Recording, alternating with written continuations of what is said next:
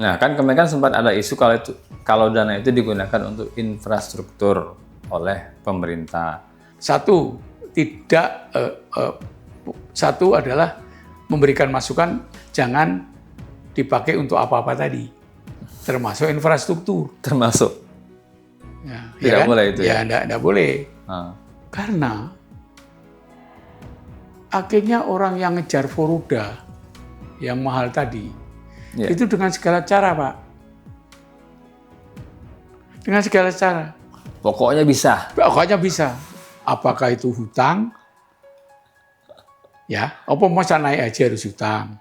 Nah, selama ini pemanfaatan dana oleh BPKH sendiri, kalau menurut Bapak, apakah sudah sesuai dengan amanat undang-undang? Ya justru itu, maka jadi ribut. Kalau saya, supaya efektif, itu bentuk kementerian baru, Kementerian Haji dan Umroh.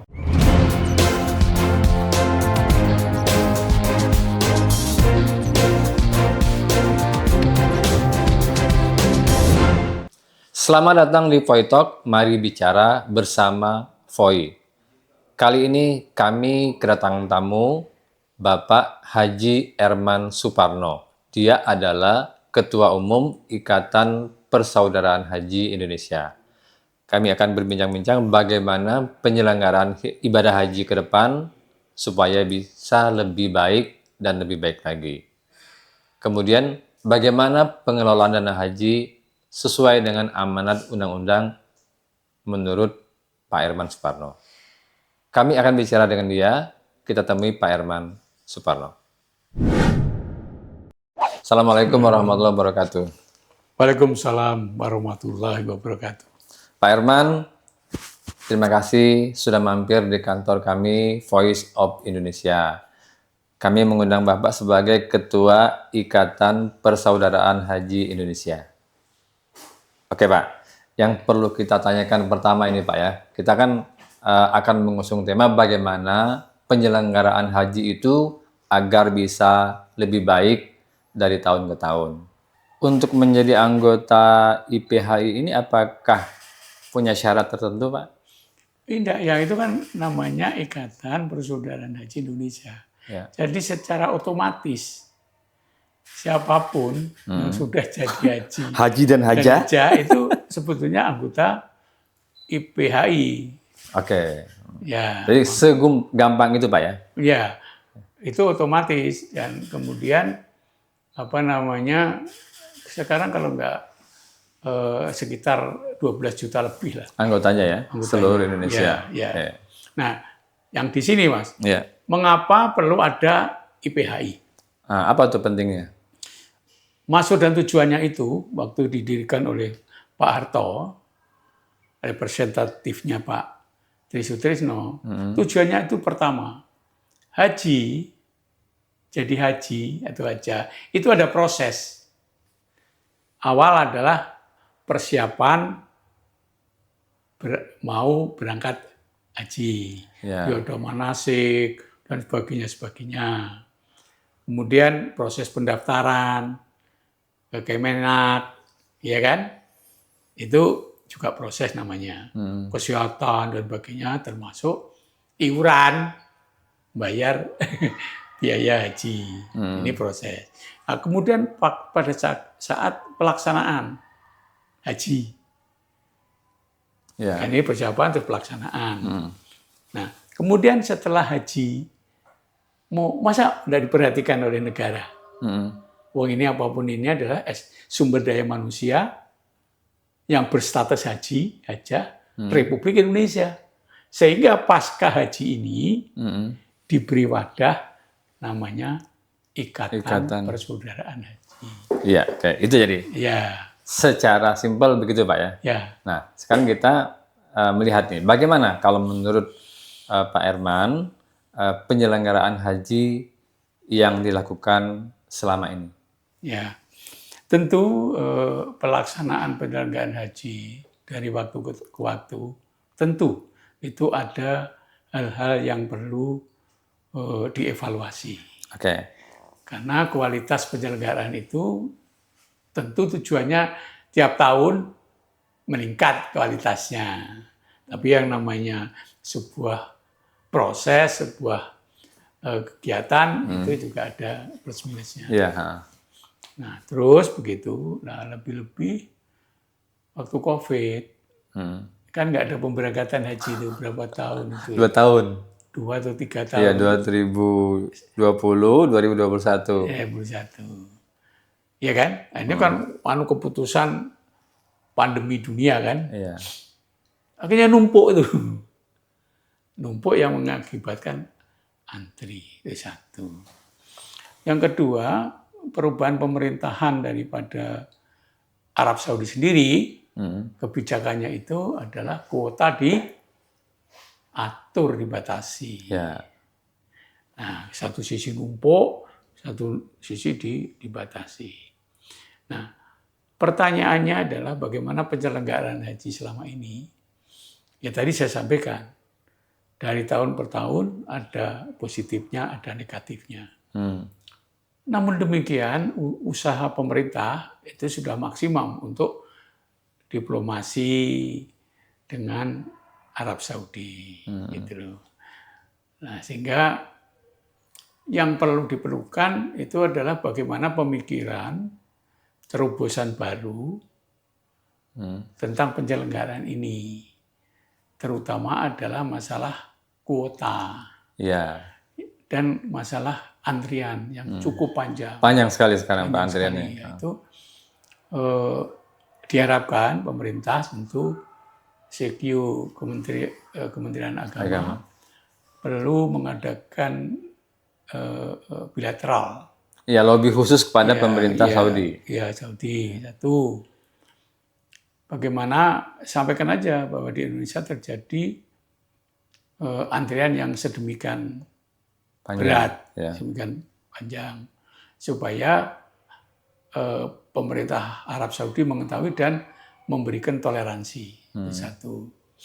Yang kedua, saya mendengar dan melihat bahwa kuota-kuota haji di negara-negara lain, contoh Malaysia, Australia, dan sebagainya, itu selalu sisa banyak. Tidak terpakai. Tidak terpakai. Nah, itu kan bisa usul ke pemerintah Arab diadakan suatu bilateral negara-negara yang khususnya yang diberi kuota untuk ada suatu join kolaborasi, toleransi, bagaimana mengatasi antrian yang sedemikian rupa di negara Republik Indonesia. Tentu sebagai bagian daripada komunitas negara, Arab ini bisa membuat satu keputusan, kebijakan. Karena apapun kan kuota itu kan terkait dengan perhitungan kuota itu bagi negara Arab itu adalah jumlah volume yang tertampung di kawasan situ kan, kawasan haji. Nah, sekarang ini kan ada persentase jumlah penduduk sekian, berapa persennya yang diambil. Kalau itu kan 200 juta sekian, Pak ya. Nah, itu apakah sudah cukup adil kalau menurut Pak Herman? Justru di situ. Kalau menurut saya itu belum adil. Ya. Belum adil. Kalau tidak adil itu artinya kan sesuatu hal yang tidak mungkin berubah. Ini belum adil. Oleh karena itu untuk keadilan para calon jamaah haji, ya, antar negara kan bisa dirunding. Ini terobosan lah. Jadi pihak berwenang dalam ini Kementerian Agama harus proaktif ya Pak ya? Proaktif, diplomasi bilateral dengan negara Arab Saudi dan negara-negara Islam di dunia yang dapat kuota tapi tidak digunakan. Itu tidak masalah karena pengaruhnya terhadap terhadap volume haji yang bisa tertampung oleh negara Arab itu kan dibatasi. Tapi satu sisi ada yang sisa, satu sisi ada yang ini. Ini memang harus konferensi tingkat tinggi, Pak, bilateral. Lobby. Betul. Kita harapkan ini didengarkan dan bisa diaplikasikan, Pak ya. Ya. Dan bagi negara Arab itu malah untung toh. Betul, tambah pemasukan buat mereka. Ya. Dan para jamaah haji kaum muslimin yang mau berangkat haji di seluruh dunia itu kan merasa diperhatikan. Ya, oke. Oke, Pak. Berikutnya soal biaya haji. Ini kan dari tahun ke tahun meningkat. Kalau menurut Bapak, bagaimana nih mengatasi persoalan ini? Jadi begini ya, ikatan persaudaraan IBI itu, ini sebelum ribut ya, bukan ribut ya, sebelum ada kecelakaan. Riak-riak gitu. Ya, waktu itu ketua umumnya masih Pak Kurdi Mustafa. Ya. Saya Dewan Pembina. Wakil ketua umumnya juga masih Pak Ansori. Ya. Terus penasihatnya Pak Buya Basri Bernanda. Nah, itu punya inisiatif membuat suatu proposal, konsep, membentuk suatu wadah khusus independen tentang pengelolaan dana haji. Namanya apa waktu itu? Kita usulkan namanya adalah Badan Pengelola Keuangan Haji, yang sekarang disebut BPKH. Ya. Sehingga inisiasi membentuk badan itu adalah Ikatan Persaudaraan Haji. Nah, itu proposal itu kita ajukan ke DPR RI, direspon, diterima, dan usulan kita adalah inisiatif DPR supaya cepat. Nah, terlaksana. Ketua BPKH pertamanya kan Mas Anggito Abimanyu. Ya. Nah, sekarang apa maksud dan tujuannya membuat badan itu? Satu, meluruskan hierarki perundang-undangan. Bahwa dalam konteks regulasi, kementerian itu kan regulator, itu tidak boleh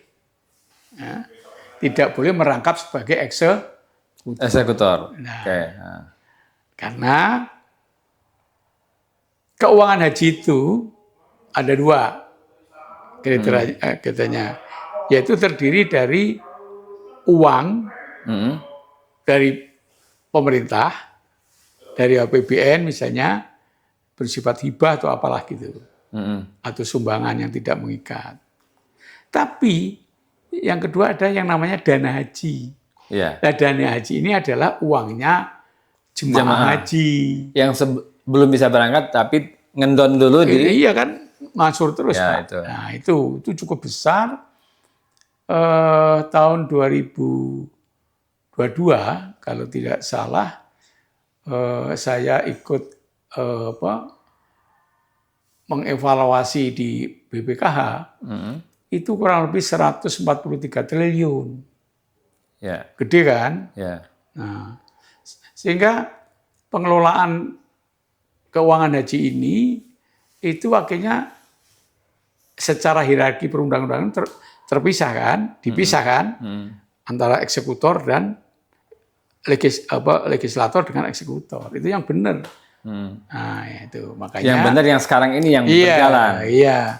Nah, soal manajemen pengelolaan keuangan haji BPKH ini karena sudah berdasarkan undang-undang tersendiri, ya, itu kualitas manajemennya perlu diperbaiki, perlu direview, itu tidak masalah. Nggak masalah. Perlu diaudit, tidak masalah. Supaya pengelolaan dana ini tiap harinya itu satu, ya, profesional. Kedua, accountability. Tiga, produktif, artinya ada nilai manfaat dari pengelolaan itu. Nah, nilai manfaat ini kan bisa untuk membantu mengurangi biaya haji.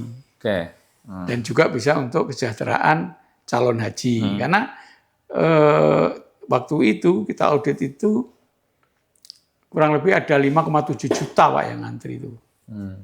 Sekarang mungkin tambah. Ya, karena ada 2 tahun tidak ada pemberangkatan. Iya, gitu loh. Nah, oke. Soal dana haji yang sedemikian besar itu, idealnya pemanfaatannya untuk apa? Dalam rangka menambah kemaslahatan untuk jemaah. Ya, pengelolaan dana haji yang profesional dan bertanggung jawab tentu satu pengamanan dana itu. Dana itu tidak boleh dipakai untuk apa-apa. Yang benar pengamanan, artinya itu bisa dibelikan obligasi negara, aman kan? Ya. Nah, terus kemudian penempatan di bank-bank syariah itu BUMN syariah. Karena BUMN syariah itu pasti bertanggung jawab untuk pengamanan uang itu. Ya. Bukan soal diskriminasi. Jadi ini kan masalah konteks pengamanan. Tuh. Yang ketiga, hasil dari pengelolaan itu kan membuat punya angka kan, namanya manfaat.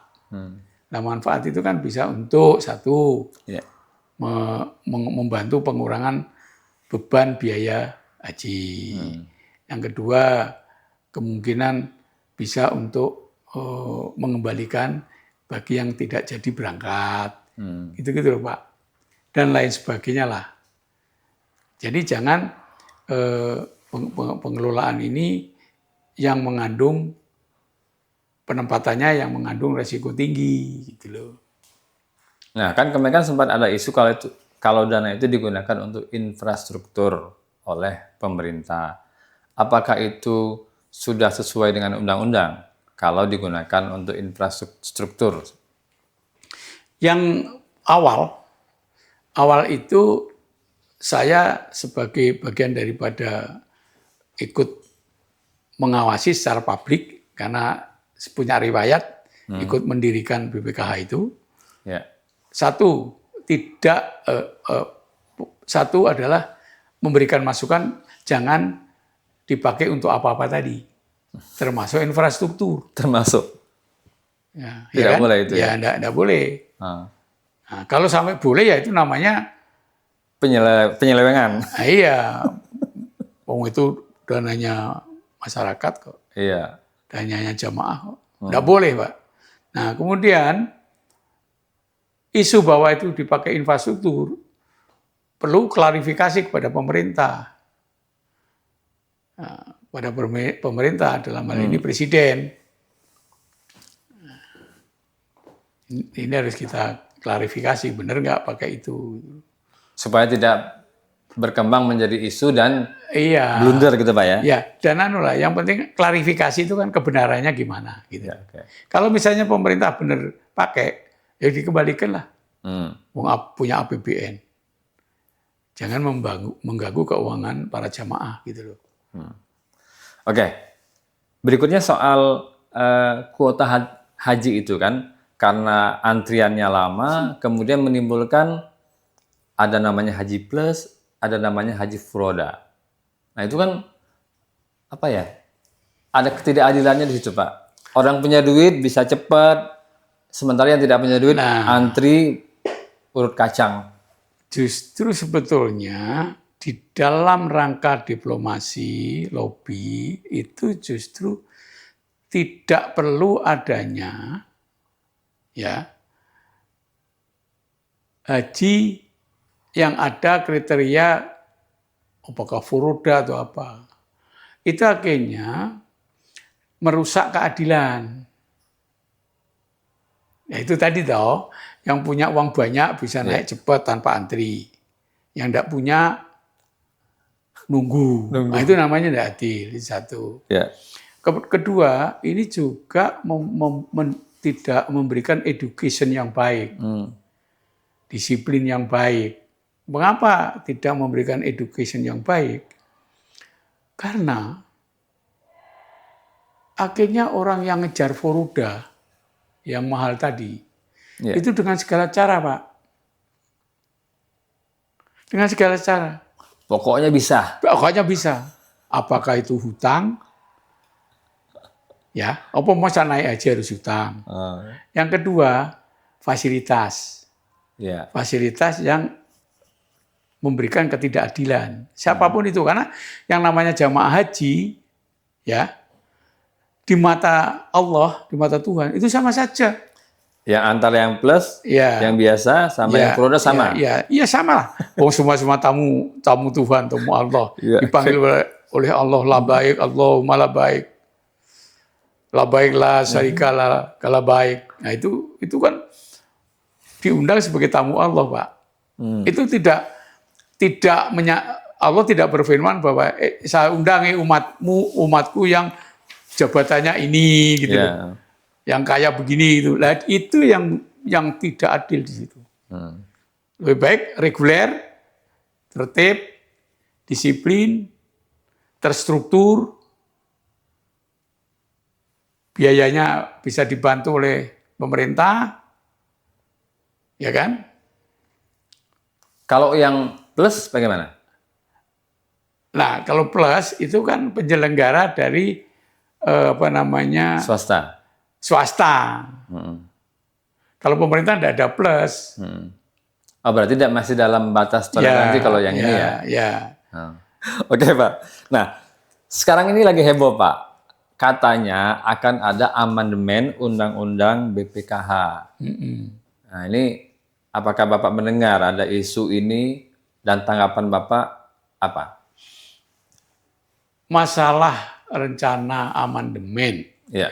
perubahan undang-undang tentang BPKH, ya, saya nomornya lupa. Itu justru Ikatan Persaudaraan Haji dilibatkan menjadi narasumber, menjadi bagian berdiskusi, memberikan konsep-konsep bagaimana itu oleh Panja Komisi 8 tentang perubahan Undang-Undang BPKH. Nah, masukan prinsip dari IPHI yang saya pimpin itu satu, bahwa kembalikan kepada kitohnya, bahwa pengelolaan dana haji ini, keuangan haji ini harus transparan, harus profesional, harus bisa dipertanggungjawabkan, accountability, harus bermanfaat, memberikan manfaat. Nah, oleh karena itu, dalam undang-undang itu ini, kembali ke kitoh ini. Kemudian yang berikutnya masalah organisasi. Organisasinya BPKH ini karena itu meliputi unsur-unsur, jadi Dewan Komisioner, pengawas, pengurus, itu masukkan unsur-unsur, karena di sini unsur yang paling utama adalah dalam proses persiapan tadi dan penyelenggaraan, itu namanya Forum Badan FPIHU, jadi singkatan Forum Badan Penyelenggara Haji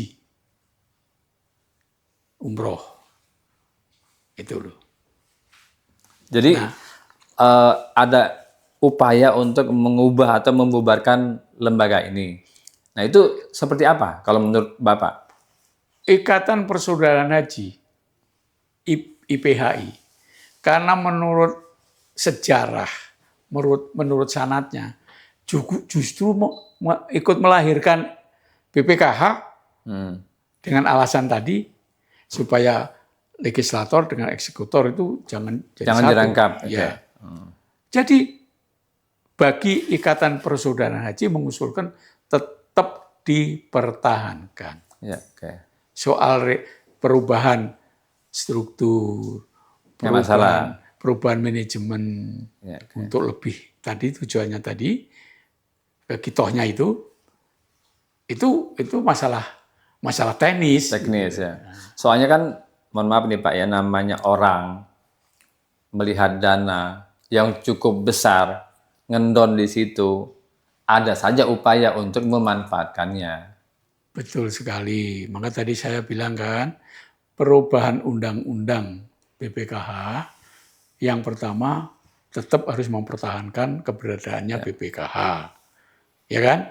Yang kedua, organisasi manajemen perlu direview. Ya, Orang-orang yang betul-betul bisa clean dan clear. ya, oke. Ketiga adalah organisasinya. Nah, selama ini pemanfaatan dana oleh BPKH sendiri, kalau menurut Bapak, apakah sudah sesuai dengan amanat undang-undang? Ya justru itu, maka jadi ribut. Tentu belum sesuai dengan undang-undang.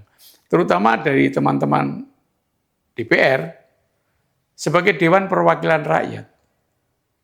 Nah, rakyat itu ada yang jemaah haji dan hajah. Itu harus dilindungi dan dibela gitu. Sehingga dalam fungsi pengawasan DPR RI itu juga ngawasi BPKH. Itu wajar saja, memang itu wajib. Ya. Nah, kalau terjadi seperti ini ya, mari kita tanggung jawab bersama. Oleh karena itu sudah benar dibuat panja untuk memperbaiki ini semua. Gitu. Kalau IPHI bagaimana menilai atau mereview melibatkan ormas di BPKH? Nah, yaitu maksud saya dalam perubahan organisasi harus ada unsur-unsur. Ya, Satu, unsur apa? Unsur profesional manajemen. Ya, oke. Masuk tuh ya Pak ya? Unsur profesional keuangan, manajemen keuangan. Oke. Ketiga adalah unsur dari IPHI. Ya. Ketiga adalah unsur dari FBIHU. Apa itu Pak? Yaitu Badan Penyelenggara.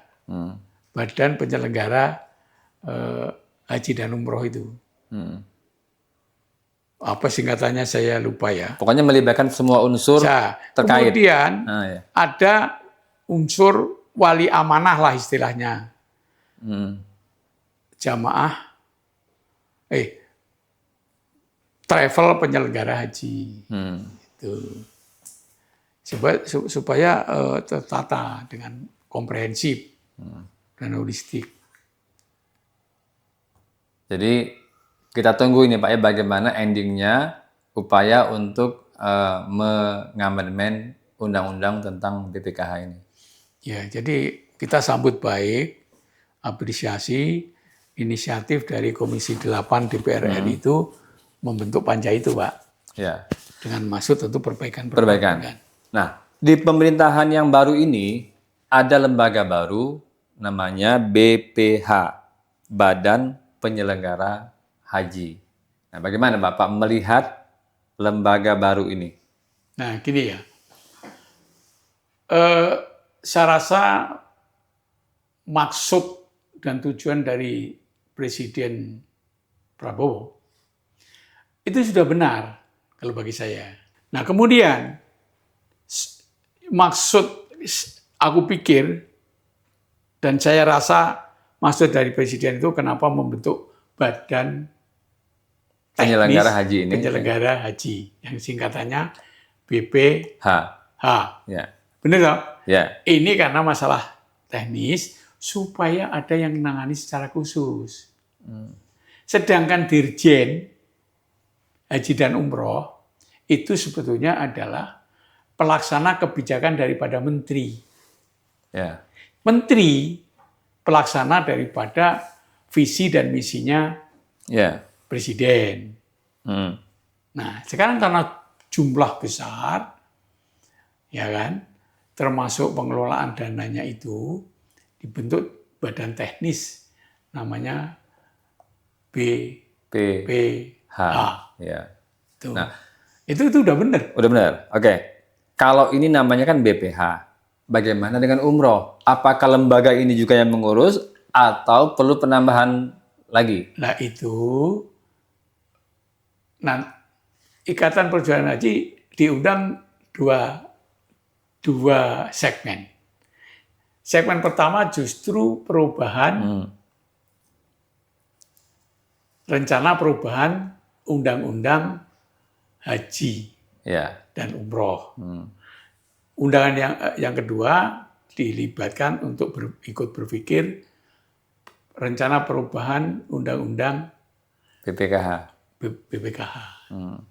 dan haji. Itu 2 ya. Nah, di sini sudah berjalan, sudah memberi masukan bahwa di dalam perubahan undang-undang tentang haji dan umroh itu kita dukung. Kemudian secara teknis di dalam undang-undang itu nanti secara teknis didelegasikan ke Badan penyelenggara haji. Ya, Itu ini teknis. Jadi amanatnya masih badan ini Pak ya? Badan. Karena badan sehingga fungsi Kementerian Agama, CQ, Dirjen Haji dan Umroh, itu adalah fungsi koordinasi. Karena ini teknis. Ya seperti waktu saya dulu Menteri Tenaga Kerja dan Transmigrasi, itu kan hierarki perundang-undangannya itu sudah benar oleh Pak Presiden SBY, merespon usulan-usulan terutama saya itu sudah dibentuk. Contoh, Badan Pengelola Jaminan Sosial Tenaga Kerja itu kan sendiri. Ini secara teknis. Tetapi di bawah koordinasi Menteri Tenaga Kerja. Dulu ada. Dan itu sukses, Pak. Baik. Dulu kan ada upaya juga mengusulkan agar persoalan haji ini ditangani menjadi kementerian tersendiri. Tapi memang outputnya sekarang ternyata badan. Nah, kalau menurut Pak Herman, mana yang lebih efektif, setingkat badan atau kementerian? Karena di Saudi ada kementerian haji yang memang khusus menangani masalah haji. Ya, itu pertanyaan yang betul, yang bagus. Kalau saya, supaya efektif, itu bentuk kementerian baru, Kementerian Haji dan Umroh. Itu supaya efektif dan cepat penanganannya. Dan semua bertanggung jawab pada Presiden. Itu yang benar. Itu malah justru kita dukung kok itu. Waktu ada isu itu, Ikatan Perjodohan Haji itu, IPHI dukung itu. Tapi kan hak prerogatifnya kan Presiden. Akhirnya yang jadi BPH. Ya udah. Baik. Kemungkinan juga gini, karena masalah penanganan haji dan umroh itu cukup krusial kenyataannya, Presiden tidak mau mengambil resiko. Bukan, tidak mau buru-buru langsung dipisah gitu. Kalau orang Jawa bilang disapeh gitu. Iya. Nah, biar dulu. Pelan-pelan ya Pak ya. Kalau ini bisa berkembang dengan baik, jadikan kementerian. Baik Pak, kita kembali ke persoalan haji. Apa masukan dari Bapak untuk perbaikan pengelolaan haji ke depan? Ya, yang pertama tentu masalah undang-undang. Undang-undang ini diperbaiki dulu dengan amandemen. Undang-undang supaya berkualitas itu harus melibatkan aktor-aktornya. Pemerintah, DPR, dan lebih khusus adalah masyarakat yang langsung terlibat, terdampak. Nah, itu kan. Nah, ini itu aktor-aktornya. Nah, ini sudah dilaksanakan begini. Ini cukup bagus. Dan BPKH juga sudah dibuat undang-undang tersendiri. Jadi sudah bagus. Nah, harapan saya tinggal bagaimana satu, peningkatan kualitas pelayanan. Baik saat persiapan maupun pelaksanaan maupun pasca. Kepulangan ya Pak? Bukan kepulangan Pak, pasca. Pasca haji? Tamatan haji itu. Mau diapain? Karena itu potensi sekali. Dengan jumlah haji dan hajah ini sekian juta orang, Itu potensi. Kalau itu dikelola dengan baik, ikut kontribusi membangun Negara. perekonomian negara dan membangun kesejahteraan bangsanya. Ini tahu? Iya. Ini potensi, Pak. Sama dengan waktu saya jadi Menteri Tenaga Kerja, maka saya bentuk wadah namanya Pasca TKI. Karena TKI itu cukup besar juga, 8 juta waktu itu. Padahal dia memberikan devisa dan sebagainya. Masa setelah selesai jadi TKI itu diamin saja? Itu tidak boleh. Iya. Jadi itu usulan Bapak untuk penyelenggaraan haji supaya bisa lebih baik ke depan. Ya. Lebih baik, lebih manusiawi, lebih profesional, ya kan? Dan lebih nyaman, aman dari pelayanannya.